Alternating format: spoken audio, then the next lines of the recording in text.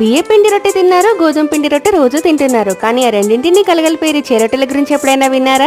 గోధుమ పిండిని చపాతీ పిండిలా తడుపుకొని నానబెట్టుకోండి. 2 కప్పుల వరకు బియ్య పిండి తీసుకోండి. దానికి తగ్గట్టుగా ఎసరు పెట్టుకొని కాస్త ఉప్పు వేసి ఎసరు వచ్చాక స్టవ్ ఆఫ్ చేసి కొంచెం కొంచెంగా పిండిని వేస్తూ ఉప్పుకోండి. ఉప్పుకున్న పిండి మీద మూత పెట్టి గోరువెచ్చగా అయ్యాక అవసరమైతే నీళ్లు చల్లుకుంటూ మెత్తటి పిండి ముద్దలా చేసుకోండి.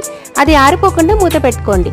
చపాతీ సైజ్ అంత ముద్ద తీసుకొని దాంతో కప్ప తయారు చేసుకొని అందులో బియ్య పిండి ముద్ద పెట్టుకొని ఉల్లి తయారు చేసుకోండి. ఎప్పుడు నాన్ తందూరి అంటూ రెస్టారెంట్ వంటలే కాదండోయ్, మన సంప్రదాయ వంటకాలను కూడా నేర్చుకుంటూ ఉండండి. ఓసారి రొట్టెలు నాన్ వెజ్ కూరతో తిని చూడండి, ఎంత రుచిగా ఉంటుందో మీకే తెలుస్తుంది. మిగతా ఉల్లెలు కూడా తయారు చేసి పెట్టుకోండి. ఉల్లెను గోధుమ పిండిలో ముంచి మెల్లిగా మీద లాటించుకోండి.